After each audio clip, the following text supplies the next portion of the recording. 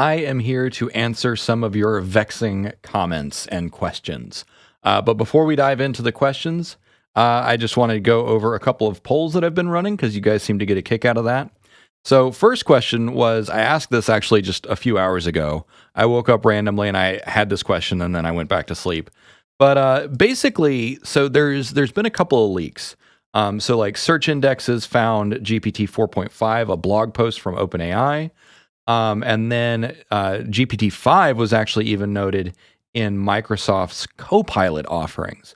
And it wasn't saying like you can sign up for GPT-5 now. It was just said sign up for Copilot Pro and you'll have GPT-4 and then GPT-5. So the rumor mill is churning, and usually when we see these things, historically speaking, it's been within usually just a couple weeks that OpenAI makes an announcement. Sometimes it's been a couple months.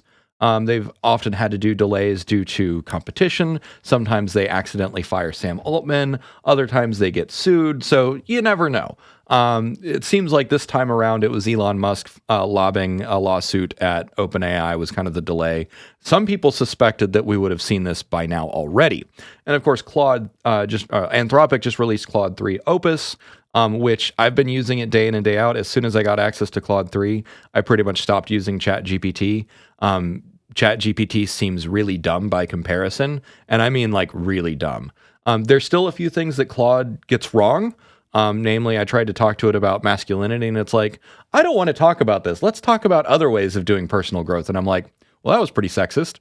So anyways, now to look at the data, people seem to think that, about over 50% say that OpenAI is 3 to 12 months ahead. Some people think that it's 12 months or more. Less than 10% say that OpenAI is actually behind the curve, which was very interesting. So I'm in the 0 to 6 months camp. Back in the time of GPT-3 and when ChatGPT was first announced, I mean, I think we were all solidly in they're a year ahead or more camp, just because, I mean, OpenAI really caught Google with their pants down. And Google has really struggled to keep up. I don't know if you saw in the news, but apparently investors are talking about removing Sundar from Google because he has failed to pivot. And then the Gemini, the racism and sexism of Gemini is like, okay, like that was kind of the final nail in the coffin because whoever he appointed to do that launch was the wrong person. Anyway, so there's been some good comments in this talking about like, why people think what they do. It's kind of open for interpretation too, because it's like ahead of what and how do you measure? I think the most salient comment was that that Sora, the OpenAI's video model, is probably the best piece of evidence that OpenAI is ahead of the curve. Now, one thing that I will say is that the demos that they gave of DALL-E 3 were very quickly subsumed by Midjourney and Stable Diffusion. And then also, I don't know if they nerfed the DALL-E 3 model, but it became worse very quickly. Like when I was using DALL-E 3 through Bing, and I was asking it to give me like a book that looks like it's from the 80s and has this on the book cover, it gave me a book that looked like what I wanted. But then when I use it now, it just gives me a book cover. It doesn't understand, show me a picture of a book with this cover. So they made DALL-E 3 dumber to the point that it's not useful anymore, especially not compared to some other models. Now, that being said, DALL-E 3 did shock everyone. It just kind of, they dropped it like a bomb. And then it came out. And so we'll see if GPT 4.5 Turbo is that much smarter and GPT-5. Now, also, when you consider that the elections are coming up, so this is one of the questions that you guys are asking, is, okay, if GPT-5 is that close to AGI, are they going to wait till after the elections? Are they going to wait till later this year? Mira Murati was on an interview recently where she said Sora could be coming in a few months, but certainly this year is the plan. So that's kind of all we know. All right, so then I asked for y'all to hit me up with your hardball questions. And so this is what we got. Top one, first place is, what would the first 90 days look like after AGI is unveiled? And specifically going to affect third world developing countries. So I actually get this question a lot. I think because I have a global audience, a good chunk of the audience is American or European in developed nations, but I get people, shouting out from all over Southeast Asia. So I'll do my best to answer this. So I've actually thought about this for a long time. So for the sake of argument, let's just imagine that June, July, August, sometime later this year, if my prediction is correct, Sam Altman and others get up on a stage. It might even be a joint event if OpenAI holds to their guns. They might even have a joint event like, oh, we partnered with Google DeepMind because we realized that everyone was getting close. That's what I would like to see. That would be a really great thing to see, where it's not just OpenAI saying, we're going to give this to Microsoft and so on. But so let's just imagine that there's a dev day, like OpenAI Dev Day 2024. They say, we got it. So what happens next? Well, it's going to be a little bit of a damp squib. And so what I mean by that is that just having AGI doesn't mean that it's cost effective, doesn't mean that it is ready to be deployed commercially, globally. And there's a whole lot of things that it doesn't necessarily mean. Because it's entirely possible that AGI V1 is only marginally smarter or marginally more autonomous than, a low-level employee. I kind of suspect that's not necessarily going to be the case, especially when you look at robotics that's on the rise and agents and stuff. I think it's going to be highly, highly capable, tangential to what humans can do. And so what I mean by that is AGI is going to be digitally native, which means it's going to be more. It's home turf. Its natural habitat is the internet, is digital spaces, whereas our natural habitat is physical spaces. And so I think that the robots are going to be more like peripherals for any AGI, that sort of thing. We'll see. Now, however, the one caveat is, okay, because of all the regulations and stuff, because there's statutory jobs, because there's institutional inertia, there's regulatory inertia, the developed world, such as America, Europe, Japan, South Korea, Australia, all of these countries, we're going to actually struggle to deploy AGI. And I don't mean struggle it. Hang on, I got someone at the front door. All right, cleaner just got here. All right, back to the show. Yeah, so getting into the third world or developing world, this is where I think it's going to be interesting because having been in this space for a while and talking to various people such as in the medical space and education in particular, any little bit of technology basically raises the basement or raises the floor very quickly. And because the nations are hungrier for anything that'll help, they usually pave the way. There's either fewer regulations or the regulators kind of throw the door open and they say, like, please, like, come try something here. And so I think that what we'll see, and we already see this with like Starlink and solar and internet being deployed into places like sub-Saharan Africa and developing regions of India. It comes in, it comes very quickly. And every time I mention this, some of you point out in the comments, like, yes, like you get a few neat gadgets and gizmos, but it's not the infrastructure. And that is a very fair point because infrastructure takes a lot longer to deploy. But at the same time, we also have medical drones delivering medicines like to rural villages in Africa today. So it's this really weird, like kind of almost like primitive futurism. I don't know if many of you watch Isaac Arthur. So it's like techno-primitivism or whatever. And I'm not saying that like, oh, they're primitive cultures by choice or whatever, just that you do have that leapfrog effect that happens. Now, how long is it going to take? It really depends on the sector and the industry and also the local culture and the nation. But at the same time, some of these things are going to be so cheap because you see the cost of inference just going through the floor, like a million tokens for $15. Now, obviously in a place where you live on, $1.50 a day, you can't afford that, but we're also distilling models and that sort of stuff. I know I'm kind of like waffling around it. If I were still in my big corporate job and later this year, Sam Altman says, we've got AGI, I would have been on the team that would have been responsible for integrating that into our data centers. And that would have been probably a 6 to 8 month project. Now, that is a 6 to 8 month project. If the CEO of the company says, we are doing this, pull out all the stops, and we're going to put the money in place. Now, here's the thing. Most CEOs don't do that. Most CEOs slow walk technology projects because they're very tepid. They're very skeptical. And part of that is you throw a little bit of money at something and see what happens. And then if you don't get excited, you just let it die on the vine. It basically, like, you kind of let projects starve and then eventually when they fail, you just kind of shutter them.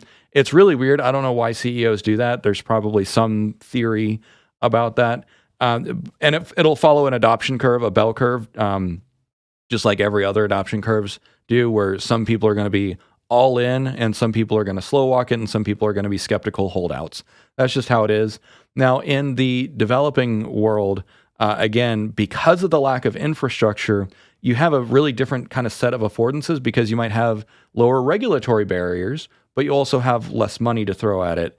And so you kind of have to, I'm not going to say like beg for the scraps because it's like, that's not really what it is. It's like you have to wait for the more efficient version or the cheaper versions of things to be rolled out. But again, you know, the difference of like having a Kindle tablet or a Nook tablet that has 10,000 books on it, you know, giving that to one child or one village or one family in a rural place, like that changes lives. Like there are stories. So when I say stories, my wife is a librarian, so this is what she studied in her master's degree. But like, you know, you create an archive of Wikipedia and you get it to a rural village. There will be people who study that religiously and learn farming and medicine and engineering. And there are cases of children or even adults who just by giving them an electronic version, you know, an offline version of the internet, basically, that they'll just learn everything that they can. Some of them learn law, and then they go off to the city. Some of them learn maybe not coding, at least in cases where you give them a laptop or something, but they learn very useful information. And so that's where, like, you know, the rollout of Starlink and that sort of stuff really, really has dramatic impact, particularly on developing places. Likewise, I think that, you know, even if you were to roll ChatGPT out to developing places, it would have a huge, huge impact today. So again, I hope that really answers the question. Those are kind of my thoughts. And it is based on, I've talked to people that have done entrepreneurial work and humanitarian work in the developing world. I have friends that have done that. I've talked to entrepreneurs in my capacity as an AI expert as well. So I'm not just guessing on some of this stuff, but also I'm also going to say, like, I haven't done that work myself. So, you know, take it with a grain of salt. All right, the next one is 5 medical advancements you expect by the end of 2025. So all the noise coming from David Sinclair is pretty interesting. So David Sinclair is one of the world leaders with respect to longevity research. And there's this really weird thing where people like will quibble over the difference, like longevity versus rejuvenation versus regeneration, you know, blah, blah, blah. And it's like, guys, it's all the same thing, right? Like I think part of it is that people say, oh, well, the maximum lifespan of humans is 125, and, you know, getting beyond that is very difficult. But it's like, if you get beyond that, by definition, you are also causing rejuvenation in, you know, on a cellular or genetic level. Anyways, so I expect we'll start seeing some of the first some of those kind of medicines coming out very soon. Or maybe not coming out soon, but at least going into you know, phase 1 and 2 clinical trials on humans. Apparently, he's already had some really great success on other animal models, mice I know for certain, and possibly other animals. I'm not sure. So I would expect that will be happening certainly by the end of 2025. So that's we've got what 17, 18, 19 months or more. Now, obviously, FDA trials take a long time. I don't know how long it takes for drugs to get approved in Europe. I don't know if it's more or less, but I know that you do have an approval process as well. And Europe tends to be a little bit safer than America in terms of what gets approved. You guys are more eager to ban harmful things, and you ban them far sooner than we do here in America. But that's going to be the big one. That's going to send shockwaves around the world. I'm nonplussed by Devin, and I'm also nonplussed by Figure 1, which I'll talk about in a second.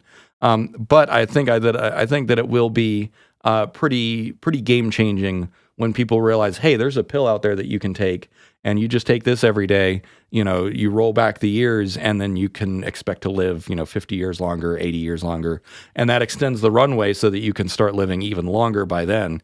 I think that we'll also start to see more cancer treatments. It'll be a combination of mRNA vaccines. I know some of you are super skeptical of that. I don't know why. I think that we'll also see nanoparticle-based medicine. And so nanomedicine, it's not where you have little robots. It's nanoparticles that are kind of either they're grown or made together or whatever, but nanoparticles that have different properties. They attach to different sites in the body. They pass through the blood-brain barrier, that sort of thing. I wouldn't be surprised if we have some treatments for long-term degenerative diseases such as Alzheimer's. We have a pretty good understanding of the protein misfolding that causes that. And also there has been some evidence of like, oh, hey, with the right combination of nanoparticles or whatever, you can get those plaques cleared out. All right, next question is, do you think the elections are going to affect the release of AGI this year? That I think that the backlash to Sora is probably the biggest thing. And so a bunch of people in these comments and a bunch of people on in my Patreon community all suspect that they're going to wait until after the elections to release Sora. Or they're going to make sure that it's watermarked or something. But as many critics will point out, watermarking generally isn't effective. I mean, one, just from a technical standpoint, there are ways around it. But two, from a social standpoint, people are gullible. Like people will they want to believe what they want to believe, and if they see it, it's fodder for their imagination. And so like there's kind of no way around it. You release AI, you release deepfakes. Now, what I will say is that people have quickly learned to be skeptical of images that they see, no matter how realistic they are. And that has to do with journalistic due diligence. Did you check that this is a real image before you clicked share? Now, of course, there's been also lots of experiments that are very hilarious where people will just generate things that are obviously fake to us younger people and then share it on Facebook. And then there's going to be a bunch of boomers who unironically believe that it is real. Like there was one, it was pretty obvious where it was like a smiling baby, like skating, skiing down a mountain with his dog. And like all of us that have used AI, we're like, okay, this is very obviously like Stable Diffusion or Midjourney or DALL-E. And there's a whole bunch of boomers that are just like, oh, so adorable. And they all said more or less the same thing. So it's like, maybe it was just bots. Who knows? But point being is that people are gullible. And the less tech literate you are, or the less media literate you are, the more gullible you are on today's world. And guess what? You know, the powers that be and election interference and the deep state or Russia or China or whoever is out there, whatever you happen to believe, people do use that to their advantage to push their agenda. Now, AGI, I don't know. I don't know that actually figures into OpenAI's calculus or Google's calculus or Meta's calculus. That I think that they would probably, from a PR perspective, they would not say, oh, we're going to hold this technology back until the election cycle is over, because then it's like, okay, you're not really supposed to be political. Although, of course, in America, you know, corporate personhood, they are allowed to be political. But I think that the calculus would be, hey, we're not going to do something that's going to damage our own brand, our own image, because then, you know, if the Democrats or Republicans jump in and say, you know, you're doing this to, you know, tip the scales or whatever, you know, that's bad for the stock price. I think what was it last week? Trump said something about how like Facebook is the enemy of the people, and the stock took a 10% nosedive just because of one thing that he said. So honestly, I mean, that's kind of where I'm coming from. Is I think these tech companies just kind of want to stay out of it because American politics is reaching a fever pitch of toxicity. Unfortunately, I think it's going to get worse before it gets better. But I suspect that we're past the halfway point. Yep. So that's that. Let me see what other questions we have. If those who offer nothing to the economy, i.e. the homeless, are only considered by power when they disrupt the system, what makes you think that those in charge will care about the masses who will similarly be irrelevant to the economy when AGI and robotics arrive? So there's this little thing called the French Revolution that happened, and one of the things that kind of set people off was, and whether or not she actually said this, but Marie Antoinette allegedly said, "Let them eat cake" when confronted as to, you know, people are hungry and they don't have bread. I don't know if she actually said "let them eat cake." She was very much out of touch with reality. She had her own little cottagecore village where, you know, all the pigs were washed and groomed every day and had nice, you know, flowing ribbons and stuff. And but I actually know someone who is allegedly a descendant of Marie Antoinette, and she said all of that is lies. Who knows? But when you have enough angry people, it doesn't matter who's in charge, because regime change can happen. Now, that being said, I think that modern polling and I think that modern economic theory and political theory and social theory, I think that the powers that be understand this. And I think that this is why, for instance, one of the things that was built into Biden's executive order about AI was figure out a way to preserve jobs. They know that these technological changes inevitably will reshape the economic landscape. Everyone knows that. It has happened many times throughout history. All previous industrial revolutions, it happened, even back as old as ancient Rome, when land changed and other things changed, even without ginormous technological shifts. The economic landscape will shift, and so I kind of don't care what the elites think is going to happen. Some elites will always survive. Power begets power, so on and so forth. They're going to be okay, but when you have enough change and enough political pain and willpower, you get enough anger and things change. So I'm not really worried about that. Now, how does that regime change look? Hopefully, in Western liberal democracies, voting will do what it's supposed to do. So here's kind of how I imagine it'll play out. 2 years from now, when we have midterm elections, if job loss has started, which by the way, it hasn't yet. So far, I checked yesterday morning, and American total employment is still creeping up. It looks like it's tapering off, but it also goes through cycles. So, but for now, we're in okay shape. But imagine 2 years from now, let's say it's getting worse, the layoffs are happening. That's going to be what all the pundits are talking about. That's what all the news channels are going to be talking about. It's what all the politicians are going to be talking about. And eventually, we will vote in new Congress, new senators, new presidents, everyone else who are elected with a political mandate to solve the problem. Now, will the first batch get it right? Probably not. Every time we go through a major thing like this, it usually takes a few iterations to figure out exactly how to go about fixing the problem. And it takes experiments, it takes trial and error. And so usually what happens during these kinds of really, really tense transition periods is a president usually only gets one term because the problem either takes longer to figure out or longer to solve, and people get kind of fed up with that president. Likewise, you might get some Congress people that get, the churn rate will go up.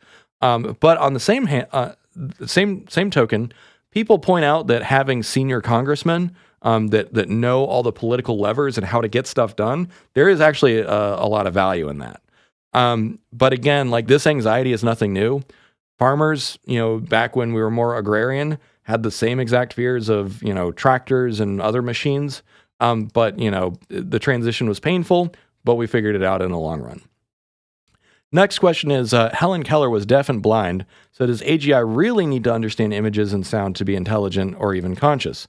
I will say that probably not. And there's also a really weird fixation on embodiment data. And so when people say, like, AGI needs to be embodied before it can actually be AGI, that is an anthropocentric view. And that is because your brain is highly calibrated to be situated in a body. But as I mentioned a little while ago, AGI, or artificial intelligence, is digital native. Its natural habitat is networks. And so from the AGI's perspective, the body is just a peripheral. It's just an output device. And that output device could be a robot arm, it could be a 3D printer, it could be a computer screen, doesn't matter. Now, does that mean that it's not going to have a good model of the body that it's situated in? Not necessarily. Like, your brain has a model of your body. This is why you have phantom limb syndrome. But does that mean that, like, let's say you have an AGI that is able to control a robot. If you remove the robot, is it going to have phantom robot body? No. In fact, the way that we're starting to train these universal agent models right now is that they can drop into any robotic chassis, or multiple robotic chassis. And so they're going to be hardware agnostic. And likewise, they're probably going to be modality agnostic, right? Like, if you give it just a stream of text, a series of logs that say, you see this and you see this, this is the result of the output, they can operate in pure text. Now, what I will say is that we're seeing advantages in intelligence to multimodal training. So the more data you train on, whether it's text or audio or video or whatever else, the models do get smarter. They have a better intuition of the world, the physical world that they're in. So is it strictly necessary? No, but it's helpful. Good question, by the way. All right, here's another one. Will ASI be able to resurrect the dead, even people from ancient times? Depends on what you mean by resurrect. I mean, the short answer is no. You could hypothetically, reconstruct someone's DNA and make a clone of them, and then you can recreate the situation of their birth, their environment, and estimate where they, how they lived or whatever. You could probably do all this in simulation, but it's not going to be the original. And so by resurrect, I assume you mean like actually bring that person back to life, because that's usually what resurrection means. Now, if you mean just make a copy of them like in virtual or whatever, like we can kind of already do that. Like I have a lot of fans that have made like digital copies of me. So there's technically like a few thousand virtual versions of me running around out there somewhere. They've done it for famous figures from history. So could you make a clone of someone's mind? Absolutely. We're pretty close to that already. Is it a copy of the original? Is it even an original? No, absolutely not. So interesting enough question, and enough people wanted it to be answered. So here we are.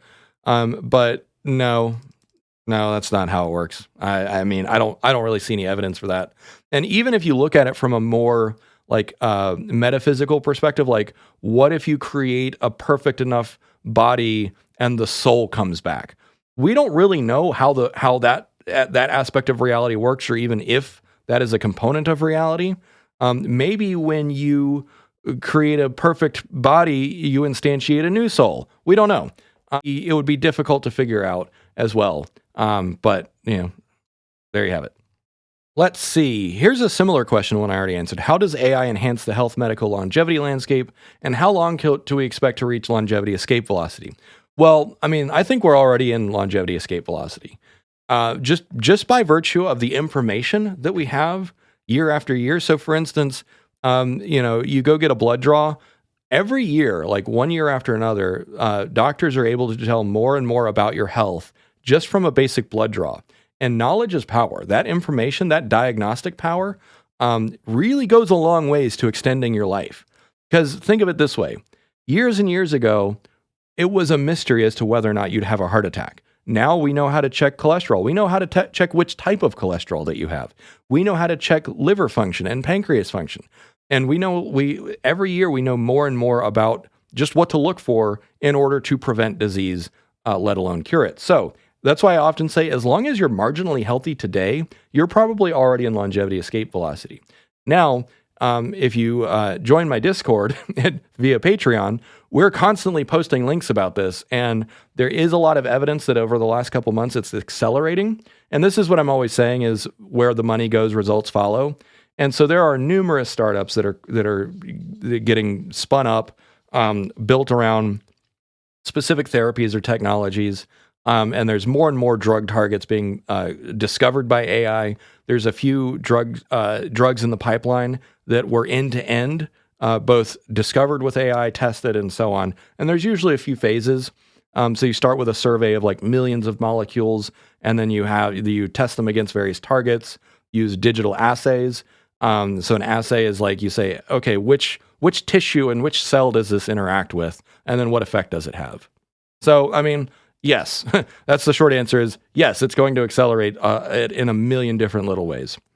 All right, I think that was the last question with significant enough upvotes. So as we wind down, I just want to go through a few more of the polls that I've done recently. So Devin, some people are excited. I asked the audience, I asked you guys, has this changed your mind at all? Only 16% said more optimistic. 7% said less optimistic. 53% said it's the same. So 53% of you were nonplussed as well. 7% unknown, and then 17% said, "What is Devin?" Let's see. Oh yeah, so I want to plug this real quick. So a week or two ago, I sat on the For Humanity podcast. So the link is here. The full podcast is an hour and a half long. This was one of the best talks that I've ever had, that I've ever been on for a podcast. So the host, John, is a journalist, and we talked a little bit before and after the actual recording. And so he's in a similar place to a lot of us where it's like, okay, this is really significant. And he's more on the kind of, I don't want to say fearful side, but he's like, the risk is too high. I think that's how he characterized it. He's like, the risk is unacceptably high, which I tend to agree with, but I'm more optimistic than he is. So anyways, he asked some really, really challenging questions, and we really unpacked a lot of stuff. I definitely recommend this if you're interested in kind of a deep dive into my thoughts on AI safety. And then, oh yeah, I think this is the last one, mind uploading. So I asked, do you believe if mind uploading is hypothetically possible? In other words, imagine that technology is not a limitation. We have all the science and we know exactly what a mind is. Removing all those blockers, do you think that the mind can actually be detached from the substrate and uploaded elsewhere and carry your situated subjective phenomenal experience elsewhere? So this is you are teleported somewhere else, not a copy of you. So 22% said 100% yes. 40% said 100% no, it's just a copy. And I think the most salient example was like, it's just a copy like an altered carbon, like if you're double sleeved or whatever. And then 11% said mind is already immaterial, it's not attached to the substrate, which I kind of thought that would be higher. But okay, cool. And then 22% said maybe, e.g. ship of Theseus method. So I'm working on my own theory of consciousness based on all of my extensive reading. And I think that consciousness is actually a combination of physical matter, but also temporal or ephemeral energy patterns. It's not just field effect theory. There's something else going on that's a little bit more difficult to articulate. Anyways, so I'm in the camp of it's just a copy. Anyways, thanks for watching. I hope you got a lot out of this. Yeah, we'll do it again sometime. Cheers.